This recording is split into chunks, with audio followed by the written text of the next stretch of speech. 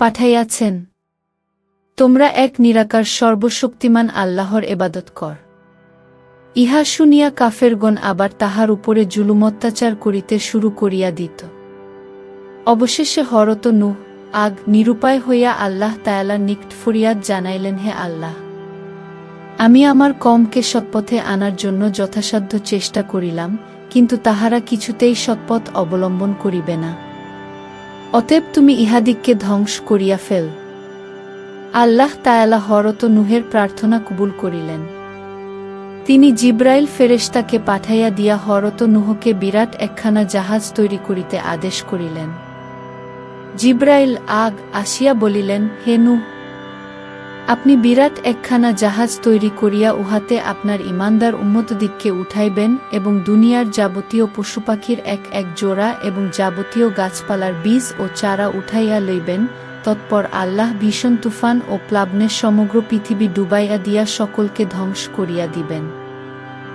হযরত নূহ বলিলেন, কেমন করিয়া জাহাজ তৈরি করিতে হয় তাহা তো আমি জানি না, কি রূপে আমি জাহাজ তৈরি করিব? জিবরাইল বলিলেন, নীল দরিয়ার মধ্যে বিরাট একটা গাছ আছে, কাহারও দ্বারা ওই গাছটি আনাইয়া উহার দ্বারা তক্তা বানাইয়া জাহাজ তৈরি করুন এবং উহার তক্তায় শেষ নবী হযরত মুহাম্মদ এবং তাহার 4 ইয়ারের নাম লিখিয়া দিন। হযরত নূহ তাহার ছেলেদিগকে নীল দরিয়া হইতে গাছটি আনিতে আদেশ করিলেন, কিন্তু তাহার ছেলেরা উহা আনিতে অসামর্থ্যের কথা জানাইল। তাহারা বলিল, অনকের পুত্র উজ নামে একজন অত্যন্ত বলবান বীর পুরুষ আছে, সে ব্যতীত অন্য কেহ ওই গাছ আনিতে পারিবে না। হযরত নূহ উজকে ডাকাইয়া আনিয়া নীল দরিয়ার মধ্য হইতে গাছটি আনিতে আদেশ করিলেন।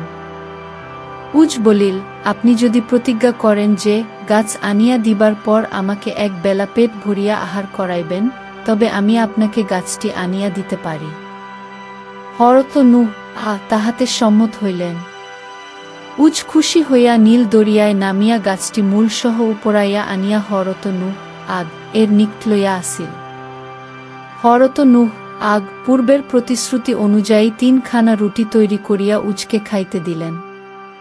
উজ 3 খানা রুটি দেখিয়া হাসিয়া বলিল, হে নূহ, আমি এক এক ওয়াক্তে 12,000 করিয়া রুটি খাই, তবুও আমার ভালোরূপে ক্ষুধা দূর হয় না। আপনার এই 3 খানা রুটিতে আমার কি হইবে? হযরত নূহ বলিলেন, যদি তোমার পেট ভরাইতে চাও এবং আহার করিয়া তৃপ্তি পাইতে চাও, তবে বিসমিল্লাহ বলিয়া খাইতে আরম্ভ কর, দেখিবে ওই 3 খানা রুটিতে তোমার পেট ভরিয়া যাইবে। হযরত নূহ এর নির্দেশে উজ বিসমিল্লাহ বলিয়া রুটি খাইতে আরম্ভ করিল। যখন তাহার 1.5 খানা রুটি খাওয়া হইল, তখনই আল্লাহর ইচ্ছায় তাহার পেট ভরিয়া গেল। তথাপি সে জোর করিয়া আরও অর্ধেক রুটি খাইল, কিন্তু অবশিষ্ট 1 খানা রুটি আর সে কিছুতেই খাইতে পারিল না। হযরত জিবরাইল এর নির্দেশ মতো হযরত নূহ বিরাট একখানা জাহাজ তৈরি করিয়া শুকনার উপরে ফেলিয়া রাখিলেন এবং সেই ভীষণ ঝড় তুফানের প্রতীক্ষায় রহিলেন। আল্লাহ তাআলা হযরত নূহ কে জানাইয়া দিলেন, হে নূহ, যখন দেখিবে যে তোমার বাড়ির রুটি পাক করিবার চুলা হইতে পানি উঠিতেছে, তখনই বুঝিবে যে তুফান আরম্ভ হইবার আর বিলম্ব নাই। অতএব তখনই তোমার সঙ্গের লোকজন, পশুপক্ষী ও গাছগাছরা লইয়া জাহাজে উঠিবে। হযরত নূহ তুফানের প্রতীক্ষায় রহিলেন। অনেক দিন গত হইল, কিন্তু তুফান হইল না দেখিয়া কাফেরগণ সকলেই হযরত নূহ কে পাগল বলিয়া ঠাট্টা বিদ্রূপ করিতে লাগিল। সকলেই বিদ্রূপ করিয়া বলিতে লাগিল, পাগলটা অনর্থক কত টাকা খরচ করিয়া, কত লোক খাটাইয়া, কত পরিশ্রম করিয়া শুকনা মাঠের উপরে জাহাজ তৈরি করিয়া রাখিল, কোথাও এক ফোঁটা পানি নাই। শুকনার উপরে জাহাজ দিয়া কি হইবে? অবশেষে কাফেরগণ একদা যুক্তি পরামর্শ করিয়া স্থির করিল যে দেশের সকলেই নূহের জাহাজে যাইয়া পায়খানা করিয়া আসিবে। পরামর্শ মতো আশেপাশের লোক তো প্রত্যহ 2-3 বার করিয়া নূহের জাহাজে আসিয়া পায়খানা ফিরিতেই বহুদূর হইতে 10-20-30 মাইল দূর হইতেও লোকে মাঝে মাঝে আসিত শুধু হযরত নূহের জাহাজে পায়খানা করিতে। তাহারা এমনি হিংসা করিত হযরত নূহকে। হরত নুহকে জব্দ করা ও তাহার মনে কষ্ট দেওয়াই ছিল তাহাদের একমাত্র উদ্দেশ্য। কাফেরগণ নুহের জাহাজে পায়খানা করিয়া চলিয়া যাইবার পূর্বে হরত নুহ কে বলিত, হে নহ, তুমি জাহাজখানা তৈরি করিয়া ভালি করিয়াছ, আমাদের সকলের পায়খানা করিবার বেশ সুবিধা হইয়াছে। হরত নহ এইসব কথা শুনিয়া মনে খুব ব্যথা পাইতেন, কিন্তু তিনি কিছুই বলিতেন না।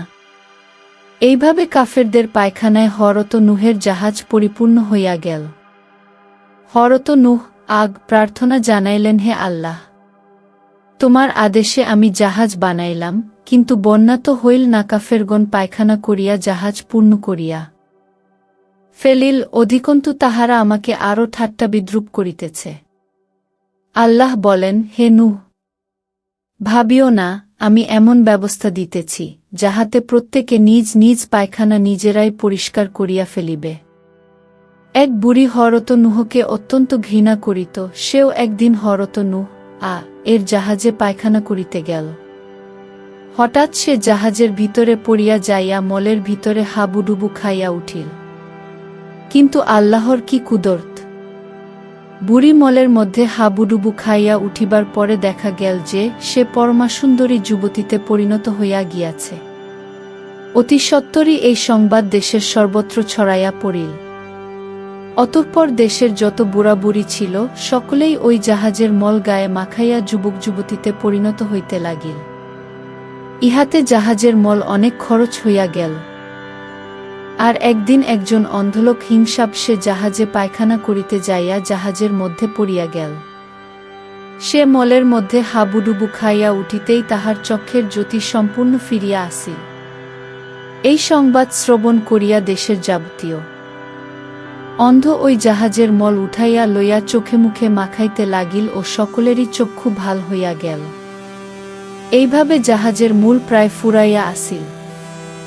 আর একদিন একজন কুষ্ঠরোগী জাহাজে পায়খানা করিতে যাইয়া মলের মধ্যে পড়িয়া গেল। মলের মধ্যে ডুব খাইয়া উঠিয়া দেখিল যে তাহার শরীরে কুষ্ঠ রোগ সম্পূর্ণ সারিয়া গিয়াছে। এইভাবে দেশে যত কুষ্ঠ রোগী ছিল সকলেই জাহাজের মল উঠাইয়া লইয়া গায়ে মাখাইতে ও আরোগ্য লাভ করিতে লাগিল। ক্রমে দেশের যত অন্ধ, আতুর, কানাখোরা, ল্যাংড়ালুলা সকলেই জাহাজের মল ব্যবহার করিয়া আরোগ্য লাভ করিতে লাগিল। প্রত্যহ দেশের বিভিন্ন স্থান হইতে হাজার হাজার লোক আসিতে লাগিল জাহাজের মল লওয়ার জন্য। অবশেষে মল সম্পূর্ণ নিঃশেষ হইয়া যাওয়ায় জাহাজ ধুইয়া সেই পানি লইয়া যাইতে লাগিল এবং তাহাতেই তাহাদের উপকার হইতে লাগিল, জাহাজে আর এক বিন্দু মল